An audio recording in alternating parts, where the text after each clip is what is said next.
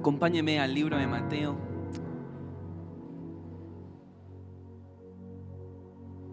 Hoy día vamos a concentrarnos en 3 capítulos.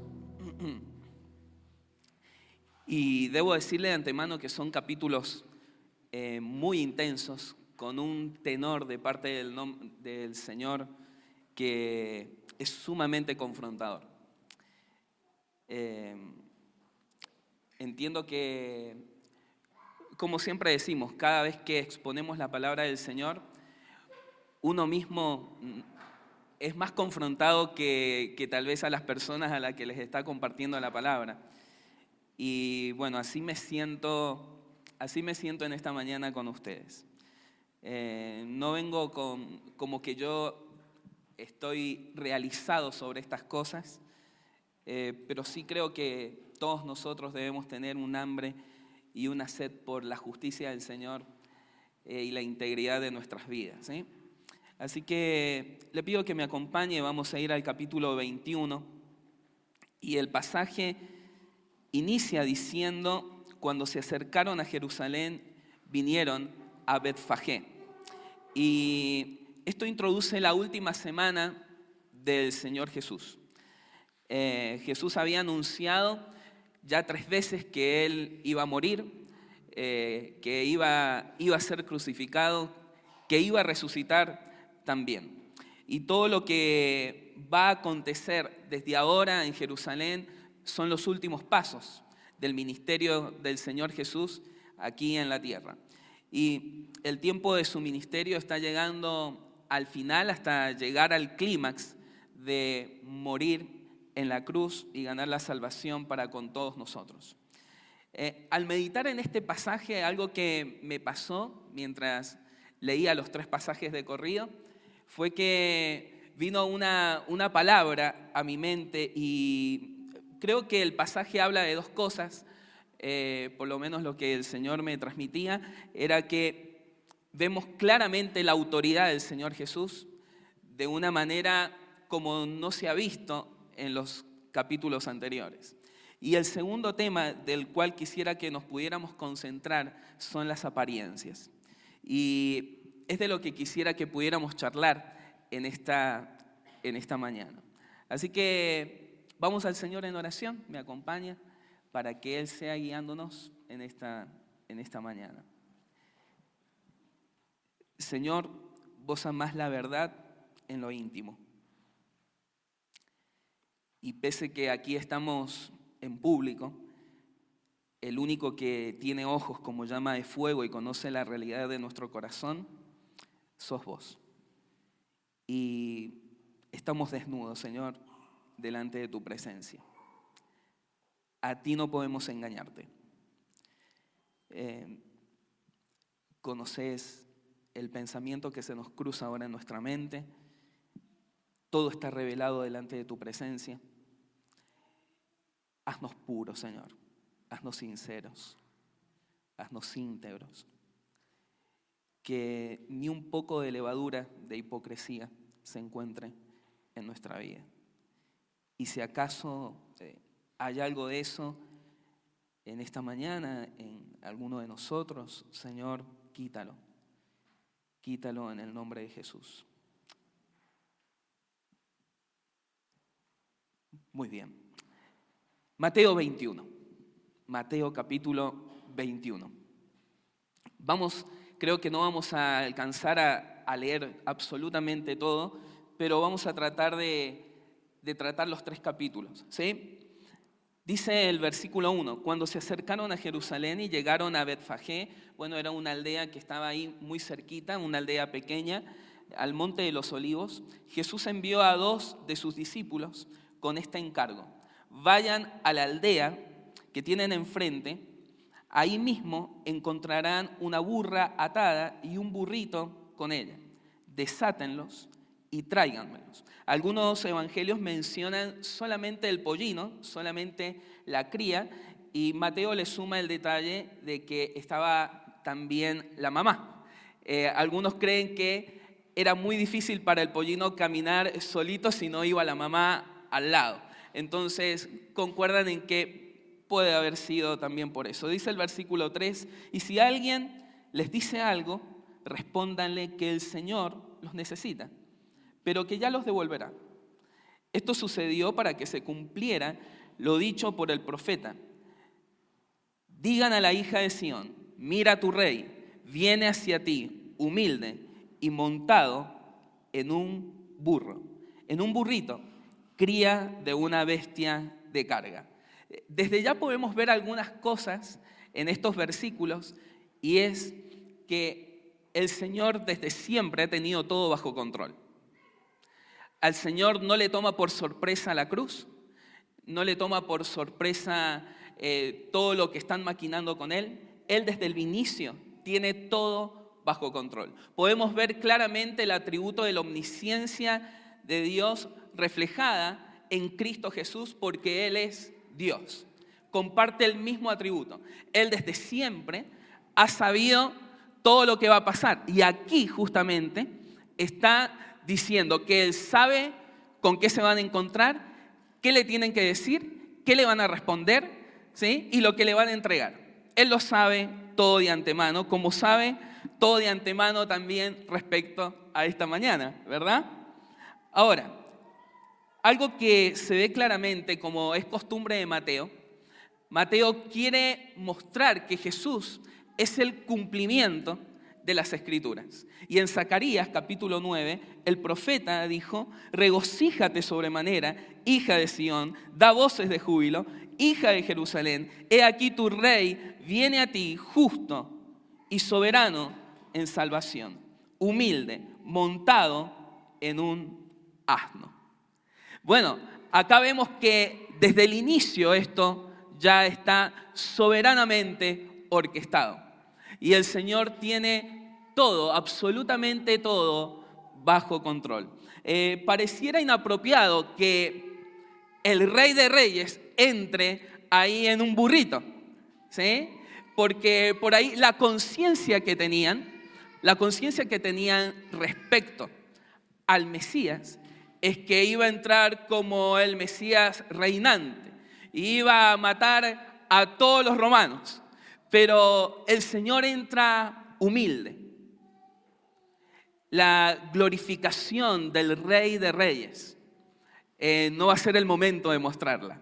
Él viene a derribar un enemigo que es mucho más peligroso que Roma, y es el enemigo espiritual.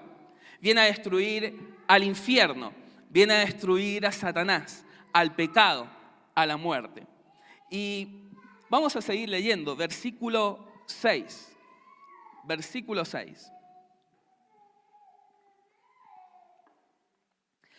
Los discípulos fueron e hicieron como había mandado Jesús. Bueno, obedientes los discípulos, ¿verdad?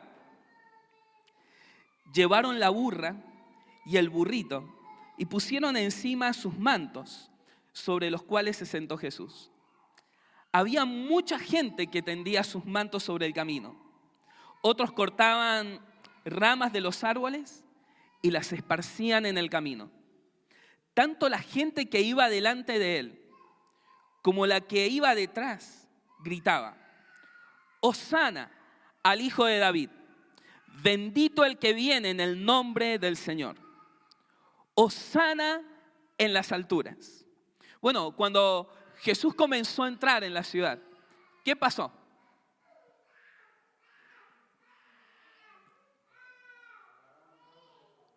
Perfecto. Empezaron todos, los llenó un frenesí, un éxtasis, y todos empezaron a aclamar, a adorar, y decían, Hosana. Bueno, ellos no estaban declarando cualquier cosa, ellos estaban declarando inclusive salmos, era palabra del Señor.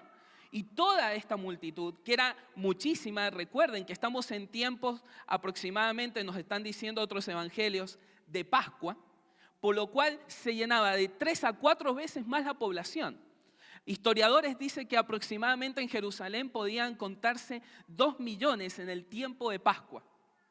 Y toda la gente clamaba y decía, Hosana, Hosana. Ahora, la palabra hebrea para Hosana es una petición que significa salva ahora. Salva ahora. Ellos querían los beneficios del rey, pero de alguna manera no querían el gobierno del Rey de Reyes. Ellos querían el bienestar político, pero no querían la instauración del reino de Dios en sus vidas. Ellos querían las bendiciones de Dios, pero no querían a Dios. Querían a Dios fuera de sus vidas.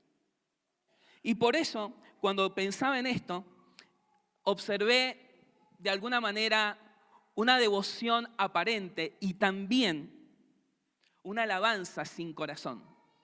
Estas apariencias, este hosana, pero que de alguna manera no los identificaba a ellos. Vamos a ver, dentro de una semana nomás, de la boca de los niños y de los que maman se perfeccionó la alabanza, así que tranquilos, ¿eh? Ahora, algo que vamos a ver acá es que va a ser razón de una semana solamente para que ellos cambien el grito de hosana por crucifíquenle. Cuando Jesús no se adapta a las medidas que ellos están esperando, pues ellos van a cambiar su discurso. Es una alabanza sin corazón. ¿Y por qué le digo esto? Miren el versículo 10. Versículo 10.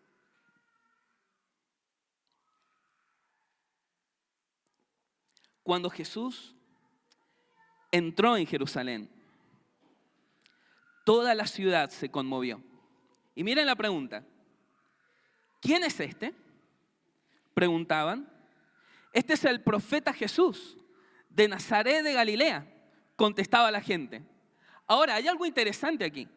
Después que los gritos de aclamación de alguna manera fueron cesando, fíjense que ellos van a dejar el nombre de Jesús como bendito el que viene en el nombre del Señor, el Hijo de David.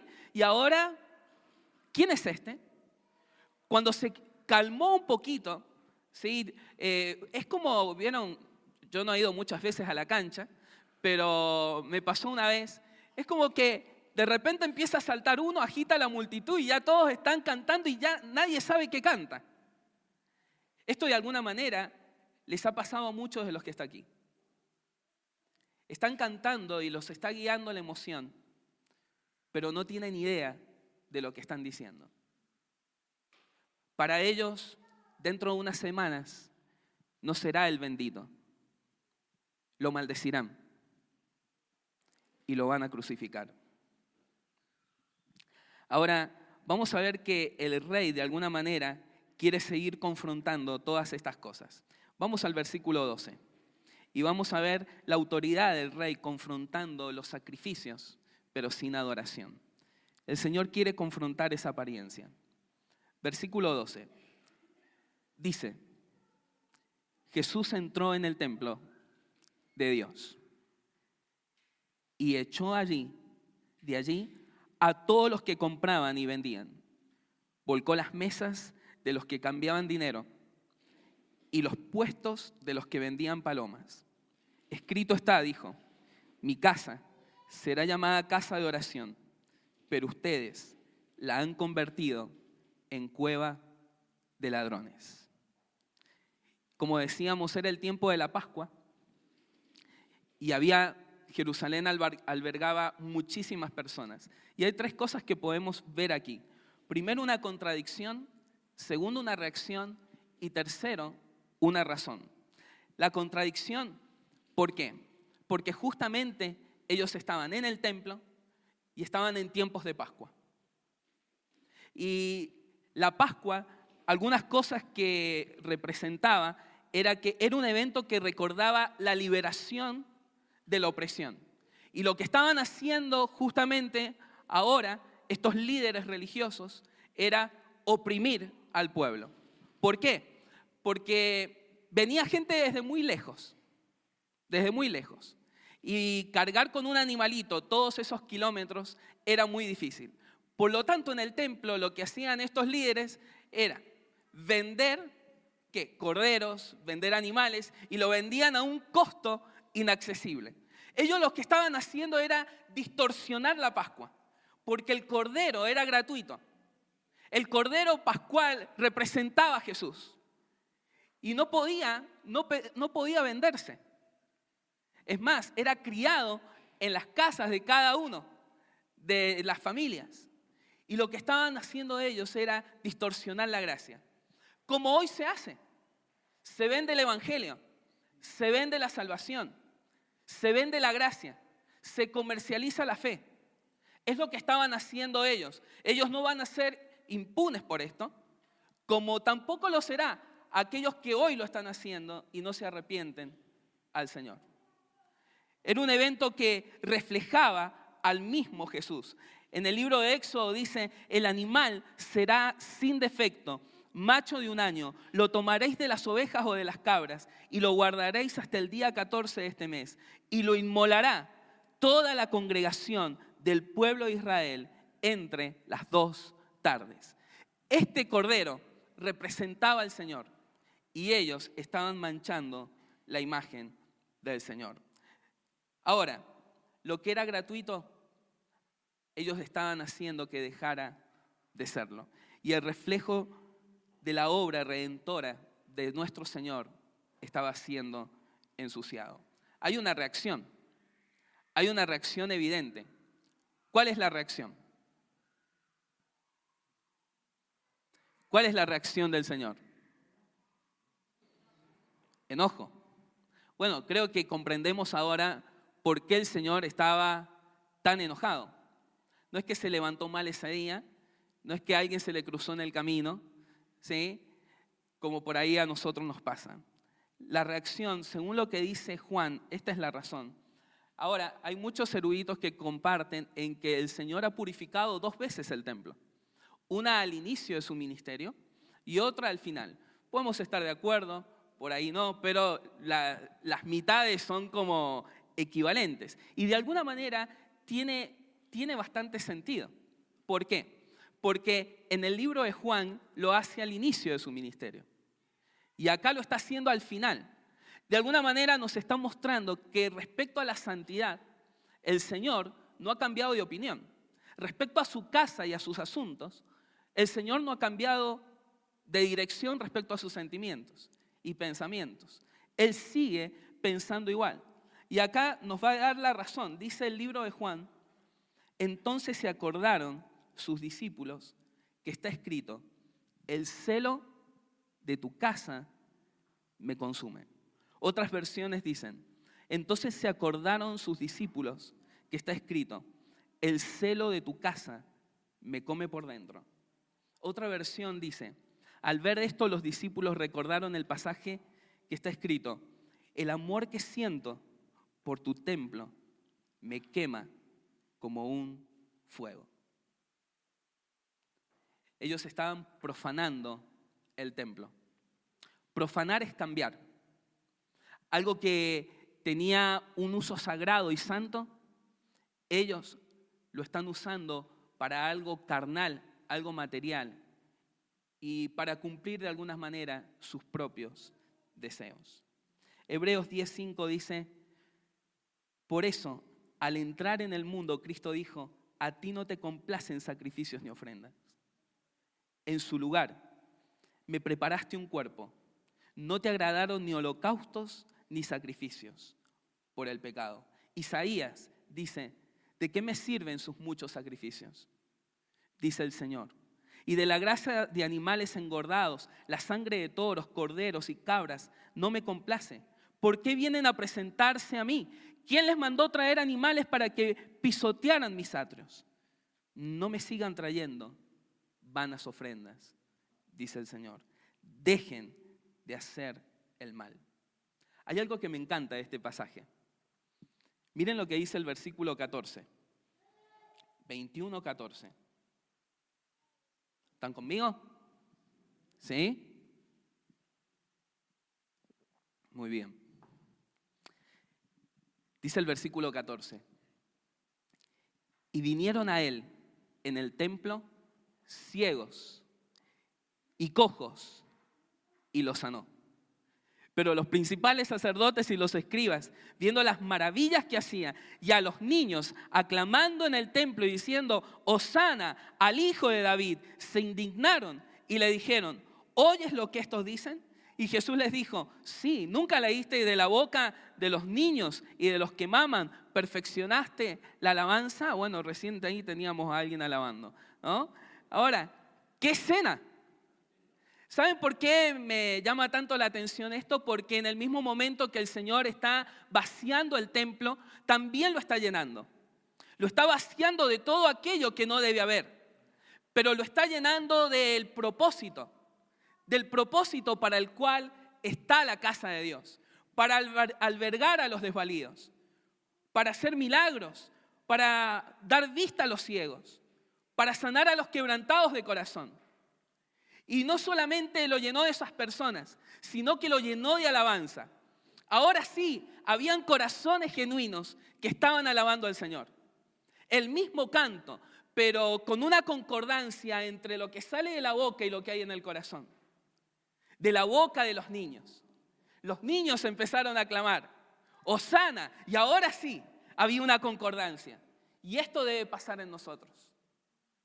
Una alabanza con un corazón rendido a nuestro Señor.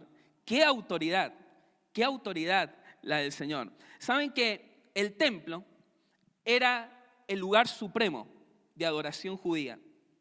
Y tanto el sumo sacerdote como los alguaciles tenían de alguna manera una autoridad delegada de Roma de que cualquier disturbio o cualquiera que de alguna manera actuara con violencia ahí, podían actuar dándole la muerte. Yo siempre me pregunté esto. Digo, el Señor está ahí, creo que la otra vez lo hablábamos con Luis, el Señor está ahí y está manifestando su autoridad y Él está volcando las mesas, haciendo un látigo. Hay muchas personas allí y nadie le hace nada. ¡Qué autoridad!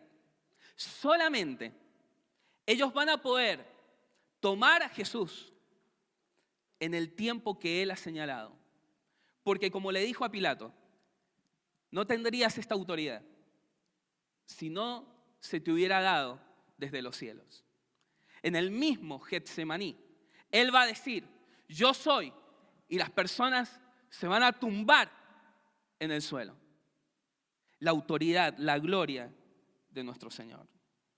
El Señor está sellando y dejando muy en claro que a Él le detesta la hipocresía, sacrificios, pero sin adoración. Él va a confrontar una religión vacía, religiosidad. Versículo 18, miren lo que dice. Versículo 18. Muy de mañana, cuando volví a la ciudad, tuvo hambre. Al ver una higuera junto al camino, se acercó a ella, pero no encontró nada más que hojas. Nunca más vuelvas a dar fruto, le dijo. Y al instante se secó la higuera. Los discípulos se asombraron al ver esto. ¿Cómo es que se secó la higuera tan pronto? Preguntaron ellos. Siguiendo con el hilo de nuestra charla de las apariencias y demás. Esta higuera se veía frondosa. Estaba junto al camino. La higuera se consideraba el árbol de los pobres. Cualquiera podía abastecerse de ella. Tenía una imagen muy prometedora.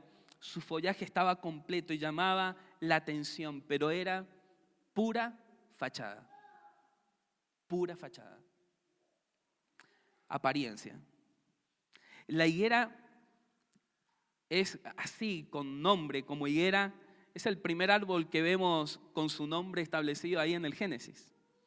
La usaron para tratar de tapar el pecado y la vergüenza. Y de alguna manera nos representa lo que es la religiosidad. Tratar de cubrir con obras, con esfuerzos humanos y con fachada lo que solamente puede cubrir la sangre de Cristo. El Señor tuvo que, allí en el Génesis, matar un cordero, el primer sacrificio, para poder cubrir como se debe cubrir. Apariencias. Cuando vemos el libro de Lucas, es como que el Señor relaciona lo que pasó en el templo con lo que está haciendo con la higuera. Esta higuera es igual que el templo, es puro humo. Hoy día se tiene una frase, ¿no? Vende humo, ¿no? Bueno, era puro humo, pero no había sacrificios. No era de verdad, era artificial. Un cristianismo de juguete, nombre de viva, pero estaba muriendo. Saber, pero sin conocer. Un hacer, pero sin ser. Así es esta higuera.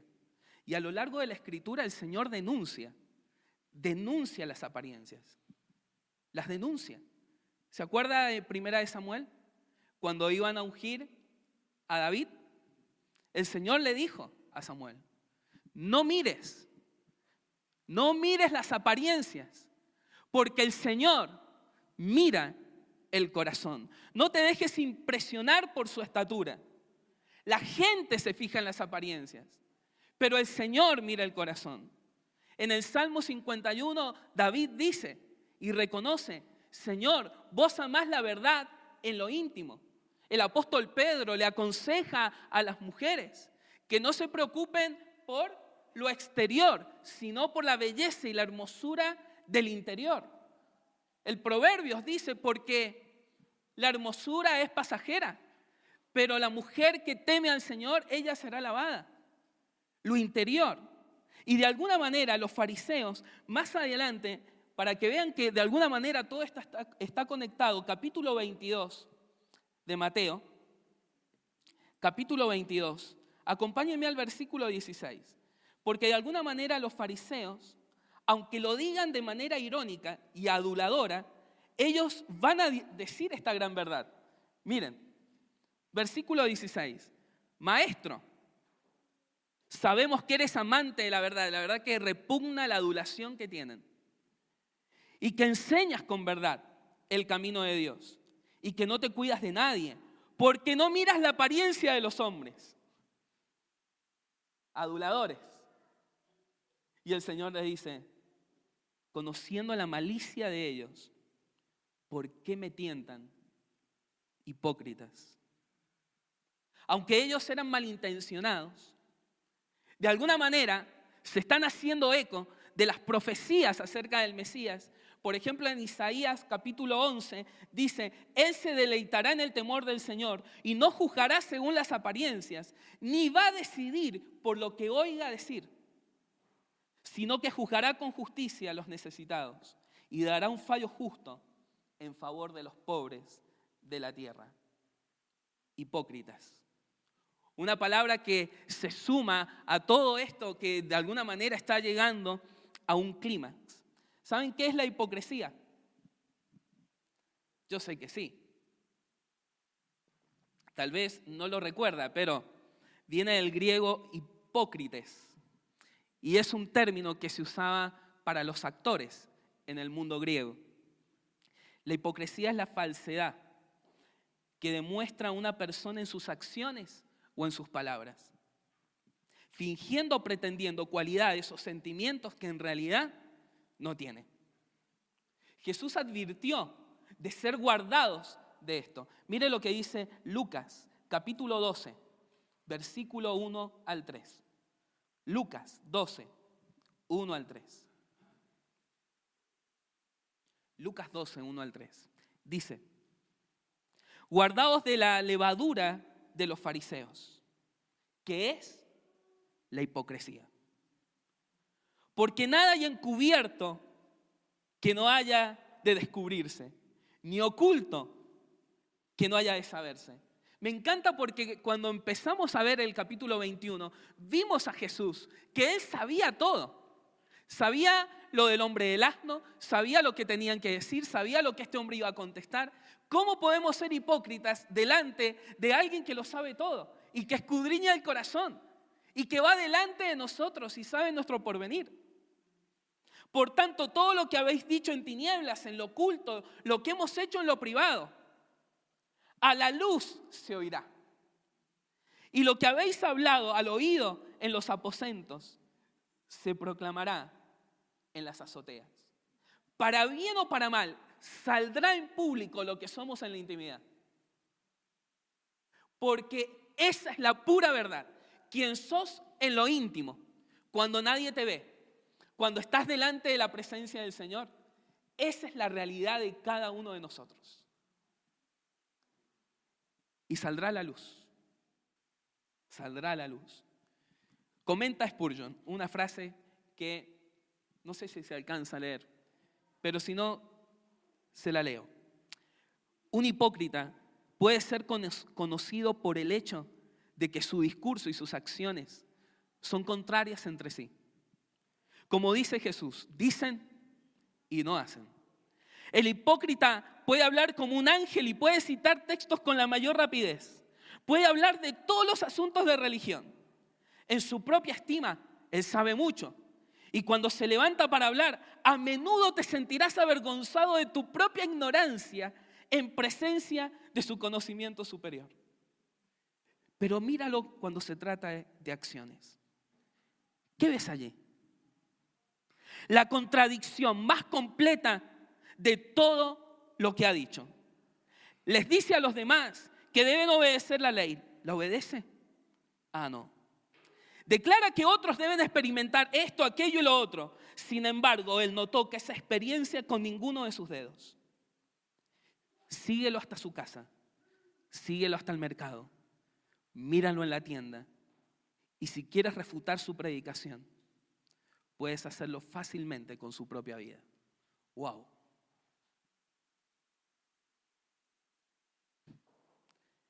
La autoridad de Cristo va a llevar un clímax en el capítulo 23, donde Él ya no habla con símbolos, ni con la higuera, ni con lo que quiere decir en el templo.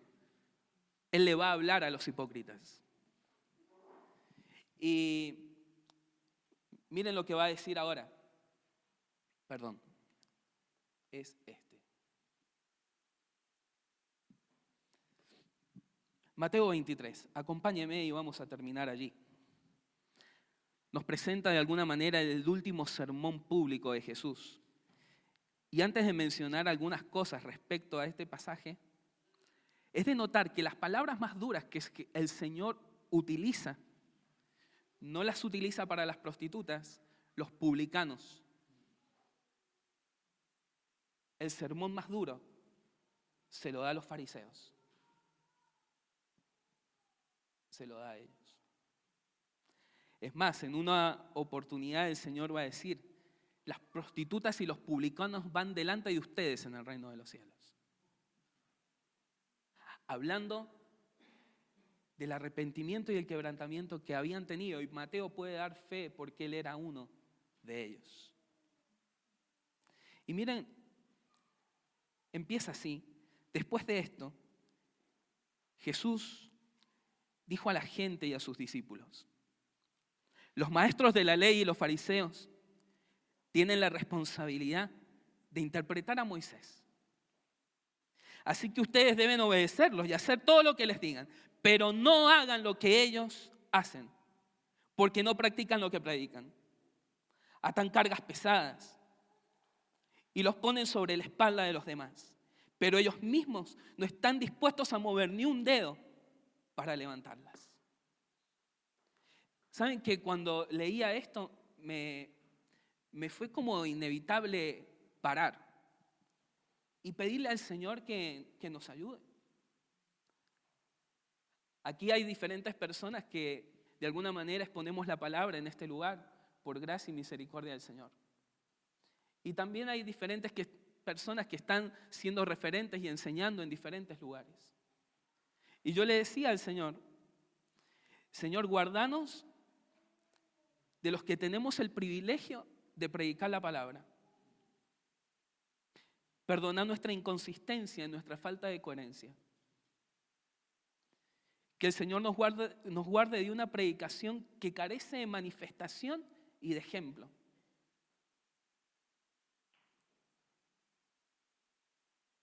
Que el Señor nos guarde de no ser una sola pieza entre lo que predico y luego hago. Líbranos de ser una contradicción. Líbranos de la falta de integridad. Líbranos de decir cosas sin autoridad para decirlas. Que los sermones que predicamos no sean solamente un ideal, sino que sean una realidad en nuestra vida. Y al ver nuestro ejemplo, cierre el cuadro de lo que queremos decir. Que el enemigo no logre silenciarnos, Señor. Y la conciencia esté limpia al saber de que estamos poniendo nuestro mejor esfuerzo para practicar las Escrituras. Francisco Lacueva lo dice de una manera más diplomática. Esto añade, comentando este pasaje, de un modo especial a los ministros de Dios indignos, porque ¿qué mayor hipocresía puede haber que predicar e imponer a otros lo que ellos mismos no creen o no observan, demoliendo en la práctica lo que construyen en la predicación? A veces predican tan admirablemente que da pena que salgan del púlpito, pero viven tan mal que es una pena que entren en él.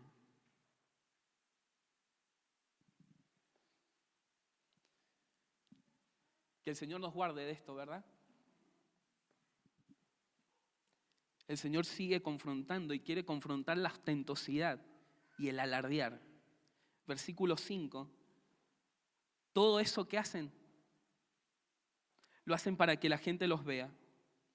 Usan en la frente y en los brazos porciones de las Escrituras, escritas en anchas cintas, y ponen en sus ropas adornos llamativos. La ley de Moisés había dicho de que había que escribir en diferentes lugares y en las ropas. Ellos lo habían hecho bastante literal y habían hecho flecos más grandes inclusive para que esto se notara.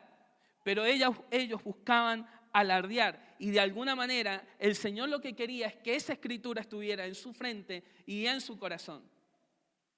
Como a veces hemos dicho, a mí me encanta subrayar la Biblia y tenerla marcada, pero el Señor quiere que la palabra esté marcada en mi corazón y subrayada y tatuada en mi mente. Si no, no tiene ningún efecto, son hojas de arroz. Les encanta, versículo 6, les encanta el lugar de honor en los banquetes y los primeros asientos en las sinagogas. Ellos tienen una necesidad de mostrar, de publicar externamente lo que se espera de ellos que sean en lo privado. Versículo 7, y les gustan los saludos en las plazas y que la gente los llame rabí, pero no permitan que a ustedes se les llame rabí, porque tienen un solo maestro y todos ustedes son hermanos. El versículo 10 dice, ni permitan que los llamen guía. Bueno, y antes dice, ni padre. Tenían hambre por los reconocimientos, las posiciones, los títulos. ¿De qué sirven? Delante del Rey de Reyes y Señor de Señores.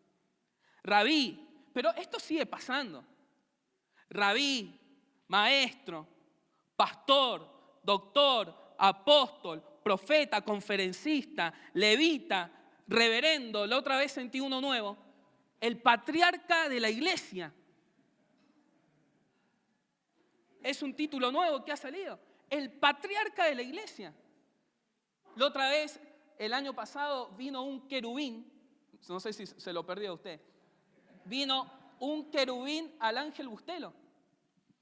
Él se hace llamar en su afiche apóstol querubín. No sé si él sabe lo que significa, lo que es un querubín. Ya nadie es siervo. Ya nadie es siervo.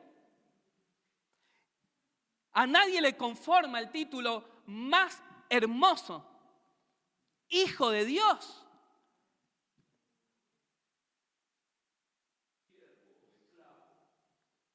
Así es. Amén. Y el Señor lo va a decir en el versículo 11. El más importante entre ustedes será siervo de los demás. Porque el que a sí mismo se enaltece será humillado. Y el que se humilla será enaltecido. No ha salido del templo el Señor. Y ahí estaban los niños. Los que, ¡Hosana, Hosana! ¡Qué precioso cuadro! Los hipócritas religiosos están más interesados en impresionar a los demás que en servir a los demás. Están más interesados en controlar el comportamiento de los demás que en ayudarle a llevar las cargas. Jesús confronta la falsa doctrina y el engaño. Versículo 13. Ay de ustedes, maestros de la ley y fariseos, hipócritas. Va directo a ellos, les está hablando a ellos. El ay es una expresión de dolor, de tristeza y de juicio. En su hipocresía, los escribas y fariseos incrédulos fingían conocer a Dios, pero estaban lejos de Dios. Y se esforzaban en llevar las doctrinas, pero al llevarlo, convertían a esos seguidores en más merecedores del infierno, dice el Señor. Doctrinas distorsionadas. Recorren tierra y mar para ganar un solo partidario y cuando lo logran, lo hacen 2 veces más merecedor del infierno que ustedes. Esto pasa hoy. Estos corruptos que están vendiendo los corderos en el templo. Y yo sé que en este momento, por ahí, lo que hablamos acá nos olvidamos de las cámaras, ¿verdad? Pero hoy hay personas que hoy día o más adelante escucharán estos videos. Y si de alguna manera se encuentran en un lugar donde se predica el evangelio de la prosperidad y están lucrando con la fe, hay que salir de ahí. Y los esperamos acá. Como algunos por la gracia del Señor, en estos tiempos han llegado aquí, ¿verdad? Lucrando con la fe. Mercaderes, exacto. Versículo 16. Hay de ustedes, guías de ciegos, que dicen, si alguien jura por el templo no significa nada, pero si jura por el oro del templo, corruptos, queda obligado por su juramento. Ciegos, tontos, es duro el Señor. ¿Qué es más importante, el oro o el templo que hace sagrado el oro? También dicen ustedes, si alguien jura por el altar no significa nada, pero si jura por la ofrenda que está sobre él, queda obligado por su juramento. Ciegos, ¿qué es más importante, la ofrenda o el altar que hace sagrada la ofrenda? Por tanto, el que jura por el altar, jura no solo por el altar, sino por todo lo que está sobre él. Jesús no los llamó ahora hipócritas solamente, los guía ciegos, los dice ciegos. Era una responsabilidad para ellos como portavoces de Dios, guiar al pueblo. Sin embargo, ellos estaban cegados. Ellos no veían con claridad. Jesús confronta el desorden de las prioridades. Versículo 23. Ay de ustedes, maestros de la ley y fariseos, hipócritas, dan la 10ª parte de sus especies, la mente, el anís y el comino, cosas chiquititas, pero han descuidado los asuntos más importantes de la ley, tales como la justicia, la misericordia y la fidelidad. Debían haber practicado esto sin descuidar aquello. Guías ciegos, cuelan el mosquito y se tragan el camello. Se jactaban de un fariseísmo riguroso en sus diezmos, en las cosas pequeñas, en tradiciones, y le ponían cosas más minuciosas, una letra chica, y se olvidaban de la prioridad, la misericordia, la justicia, la fidelidad al Señor. Eso estaba declarado en el libro de Miqueas. Jesús confronta la corrupción interna. Todo esto está llevando a un clímax de algo que está diciendo el Señor. Versículo 25. Ay de ustedes, maestros de la ley y fariseos hipócritas. Limpian el vaso y el plato por fuera, pero por dentro están llenos de robo y falta de dominio propio. Fariseo ciego, un llamado personal. Limpia primero por dentro el vaso y el plato, así quedará limpio también por fuera. Durísimas palabras de Jesús. Cuando se refería, casi todas las traducciones hacen referencia a un plato. Es un plato que se usaba para las mejores cenas ostentosas y lujosas. Pero está dando la idea de que ese plato tan ornamentado y tan bonito, adentro tiene comida podrida. Así los compara a los fariseos. Y confronta la muerte del corazón. Versículo 27.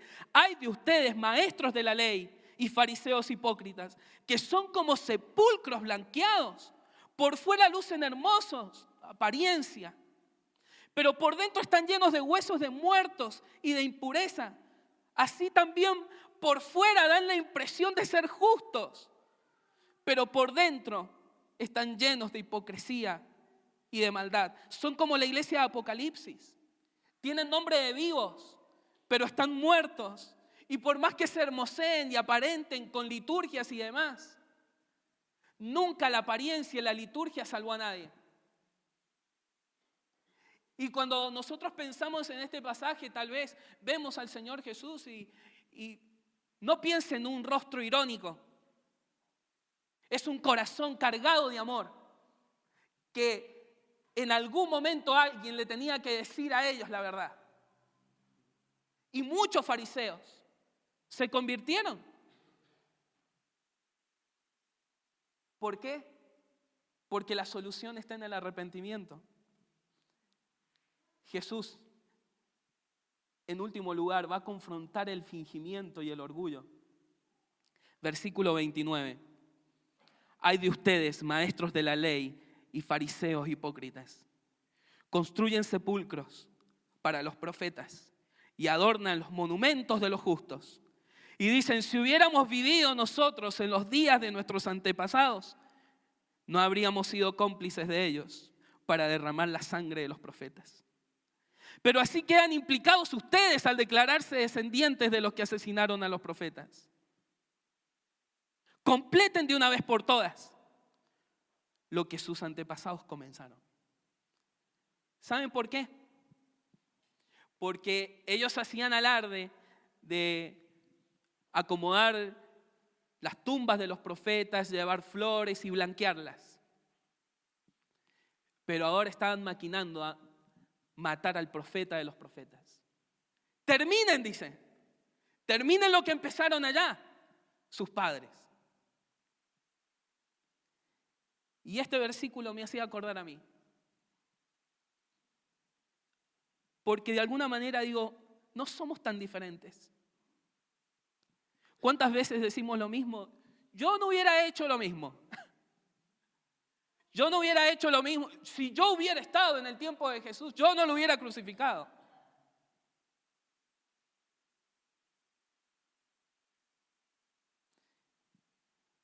Si hubiéramos estado ahí, no hubiéramos traicionado a Jesús. Si hubiéramos estado ahí, no hubiéramos negado como el apóstol Pedro. No hubiéramos claudicado, hubiéramos seguido al Señor hasta la muerte. Todo lo hubiéramos hecho. Pero hay veces que yo también me veo allí. Me he visto negando al Señor, avergonzándome. No soy muy diferente. Cito de nuevo a Spurgeon en una frase que él dice: los hipócritas son generalmente severos con los demás y muy indulgentes consigo mismos. El espíritu del hipócrita juzgará, condenará y castigará con la ley del linchamiento a todos los demás hombres, y en cuanto a él, está exento. Es un rey. No conoce ninguna ley y su conciencia se adormece y le permite continuar fácilmente en los mismos pecados que condena en los demás. El Señor les dice: serpientes, camada de víboras, ¿cómo escaparán ustedes de la condenación del infierno? Similar al mensaje de Juan. Y el apóstol Juan les dijo lo mismo. Generación, crías, engendros de víboras. Esas víboras que veía Juan eran como una ramita que se veía en el desierto y se confundía con la tierra y de alguna manera parecía algo inofensivo, pero estaban llenos de veneno mortal. Así eran ellos, dice el Señor. Y cuando le dice crías, engendros, de alguna manera le están diciendo, ustedes son descendientes de la serpiente antigua, porque cumplen los deseos de él. ¿Cuál es el llamado? Miren, a mí me confronta muchísimo esta palabra. No sé si a usted, creo que el tenor de Jesús tiene ese espíritu. Pero me encanta cuando Él le habla a los discípulos. Guárdense de la levadura. Amados, que no haya ni un poquito de hipocresía en nosotros. Ni un poquitito. No nos permitamos ni un poco de adulación, ni un poco de fingimiento, ni un poco de mentira, de falsedad o de fachada. Seamos genuinos. Porque todos nosotros estamos delante de la presencia del Señor. El antídoto para la hipocresía es entender que estamos delante de un Dios todo el tiempo que todo lo ve. Y la realidad de nuestro corazón está expuesta delante del Señor permanentemente. ¿A quién queremos aparentar? Si el Señor lo sabe todo. Y es su presencia lo que más nos importa. Y es su mirada lo que más nos importa. Y serán cambiados nuestros comportamientos en todo lugar. En todo lugar. En lo público y en lo privado. Porque nuestros esfuerzos no son para la mirada del ser humano. Porque servimos al ojo de Dios. Y ante Él daremos cuenta. Termino con el último versículo.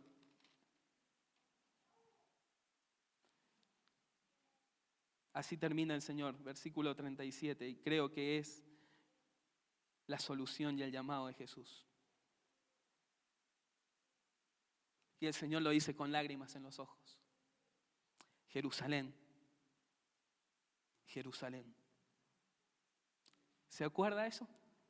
Un llamado de intimidad. Eso quise siempre con vos, Jerusalén.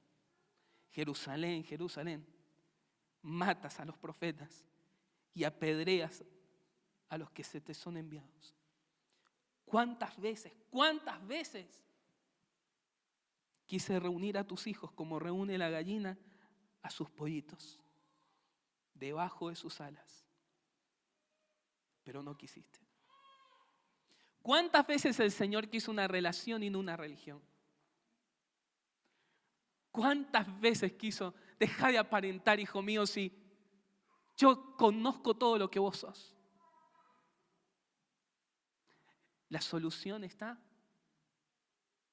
en volver bajo las alas de nuestro Señor. Y ahí ser quien somos. Te amamos, Señor, porque vos conocés todo de nosotros. Nuestro pasado, nuestro presente. Conocés si hay un poco de levadura. Conocés quién es y quién no es. ¿Qué podemos esconder de ti, Señor? Sería un engaño brutal para cada uno de nosotros. Solo te pedimos que obres en nuestro corazón, Señor. Anhelamos el día, Señor, de la glorificación donde seremos tal cual vos sos, Señor. Hay veces que ese mal que no queremos es el que hacemos. Quita toda hipocresía, Señor. Queremos ser una iglesia verdadera, genuina. Queremos estar acorde de lo que decimos, Señor.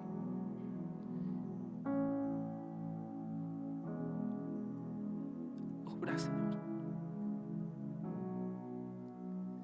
Gracias por tus ojos que nos examinan hasta lo más profundo. y nos desnudan, Señor. Y gracias por tu mirada de amor para con cada uno de nosotros, llamándonos, Señor, a que estemos en esta hora despojándonos de todas las hojas de higuera y nos arropemos con las alas del Padre.